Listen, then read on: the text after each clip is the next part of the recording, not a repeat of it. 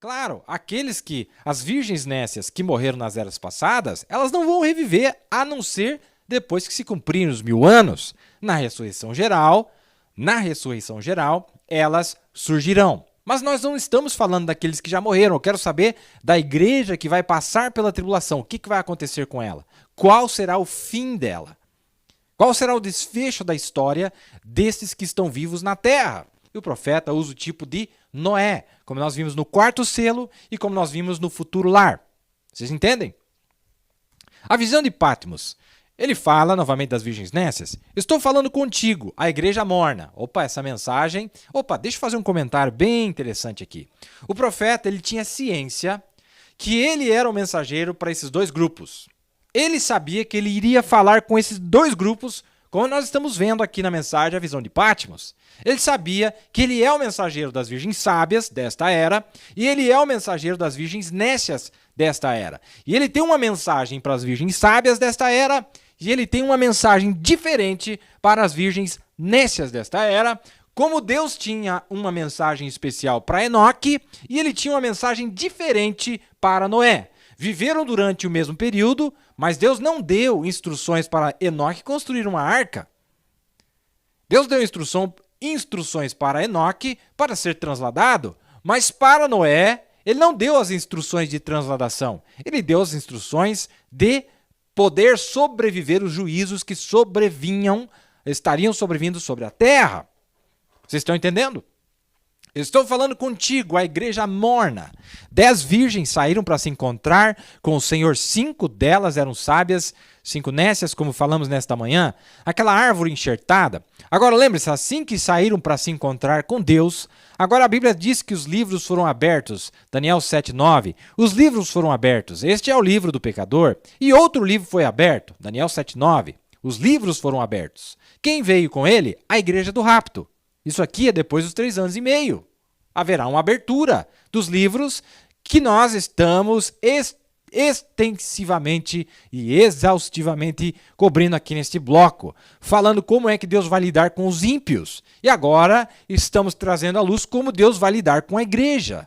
Qual será o juízo que Deus a sentença que Deus vai passar sobre a igreja por causa de sua rejeição, por causa de sua desobediência, por causa de sua incredulidade? A igreja do rapto.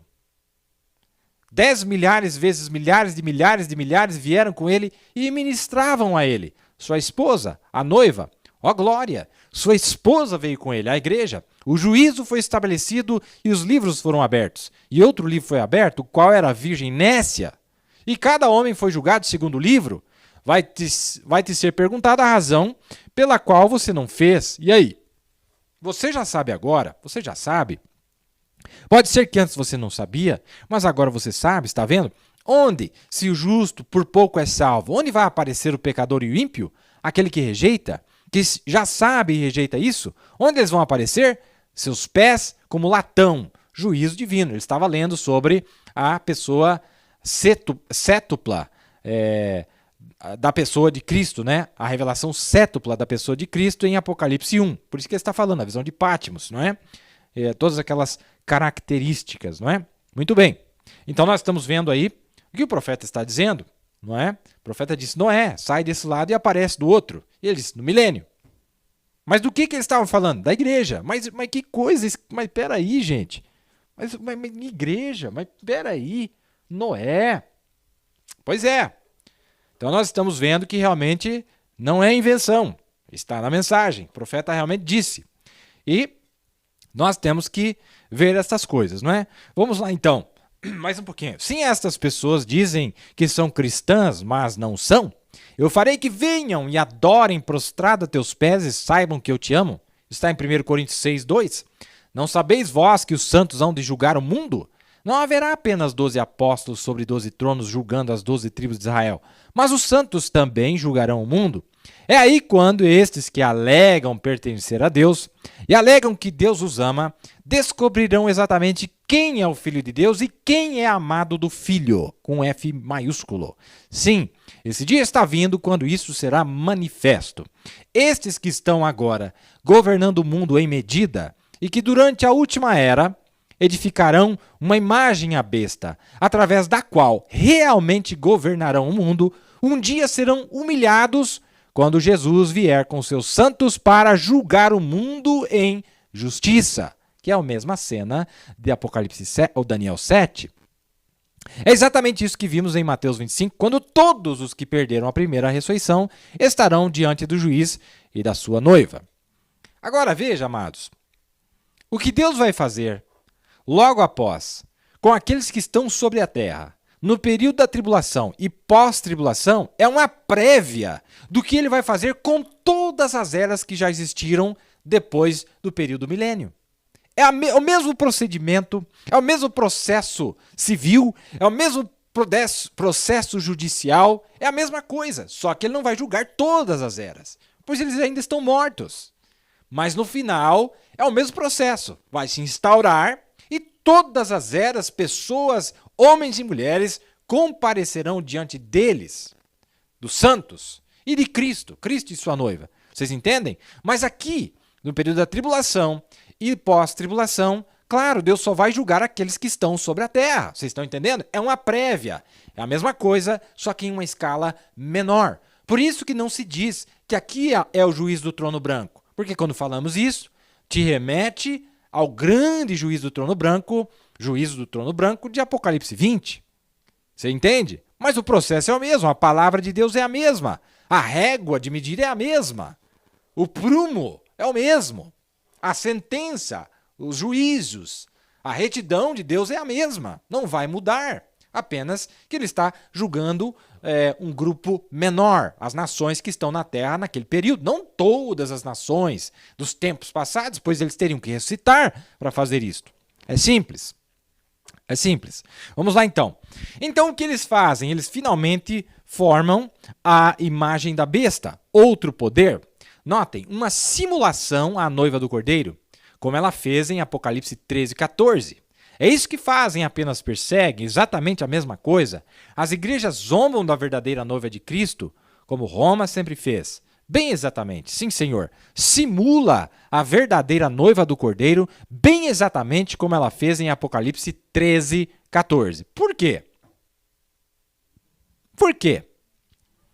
Porque a noiva do Senhor Jesus Cristo, depois do período de 3 anos e meio, quando ele vem com ela para assumir o posto de governante mundial, ela terá poder absoluto sobre todas as nações, povos, línguas, multidões. Mas esta mulher, ela quer simular, ela quer copiar o que a noiva verdadeiramente será, reinando realmente plenamente sobre todas as nações. E o profeta disse, está lá em Apocalipse 13, 14, que é a imagem da besta, onde esta igreja terá um domínio absoluto sobre todas as nações, os povos, línguas, multidões, todos aqueles que não têm o seu nome escrito no livro da vida do Cordeiro desde antes da fundação do mundo, como diz em Apocalipse 17. E isto vai acontecer no período da tribulação. Ela governará plenamente, com todo poder e glória. Satanás dará isto a ela. Vocês entendem? Olha o que ele diz deste poder. Notem, um poder falso. É exatamente o que Satanás queria dar a Jesus, que subir lá em cima e fazer ele se exibir. As pessoas fazem isto. Até mesmo o Conselho Mundial, todos eles, dizendo, quem pode fazer guerra contra ele? A Bíblia diz, esta imagem da besta que vai surgir, quem pode fazer guerra? Irmão, quem pergunta por último, pergunta melhor. Eu quero fazer a pergunta, quem é que pode fazer guerra contra Cristo e os seus exércitos em Apocalipse 19? Esta é a pergunta que não quer se calar. Quem é que pode fazer guerra contra esta noiva? Quem é que pode perseguir esta noiva verdadeira, como eles tentarão perseguir esta noiva verdadeira em Apocalipse 19? Contra a igreja, as virgens nécias, eles não vão dar conta. Não é? Eles não têm poder para derrotá-los, não é? Para derrotar esta imagem. Então, veja, e o profeta disse, isso é um poder falso. Todas as vezes que nós vemos alguém querendo provar o tão poderoso que ele é, essa pessoa já está caída. Essa pessoa já errou o alvo. Deus nunca age dessa forma. Mostrar o tanto de poder que você tem, o tanto de autoridade. Quem tem autoridade não precisa provar que tem autoridade. Você não precisa esbravejar. Você não precisa espumar pela boca que você tem autoridade. Você já tem autoridade. E é isso que eles vão fazer. Eles vão querer provar que eles são poderosos. E vão perseguir, vão matar. Mas eles não são poderosos. O poder provém de Deus. E isto vai ser provado através de Apocalipse 19. Não é? Mas tem que provar, né? Provar. Olha que interessante aqui, ó. Agora, você diz... Isso aqui eu achei interessante, eu coloquei aqui no meio. Agora você diz, Calvino também cria em algo assim? Que Calvino cria que as almas estavam com Cristo desde antes da fundação do mundo, né? Ele também cria assim. Eu não creio em Calvino. Calvino foi um assassino. Calvino pôs um homem à morte porque ele tinha batizado o nome de Jesus. Ele foi um mau caráter, precisava de se converter. Sim, senhor. Mas o que ele disse, algumas coisas que ele disse estavam certas. Mas o que as suas ações, um homem matar alguém por causa disto, isto é horrível, é pecaminoso. Calvino, grande homem. Mas o profeta disse que não era nem convertido. Queria provar que era poderoso. Mandou, eu esqueci o nome, eu me lembro dessa história, me lembrava dessa história, o nome deste santo de Deus que batizava em nome de Jesus. E ele, veja, irmão, veja que eles já estavam debaixo de um sistema, a imagem. Quem fazia isto, quem perseguia e queria destruir porque não concordava com as suas ideias, era a Igreja Católica Romana. E agora nós vamos descobrir que a Igreja Protestante vai fazer a mesma coisa, pois a inspiração dela não é de Cristo, mas é os seus líderes e a sua mãe, que também tem um espírito assassino.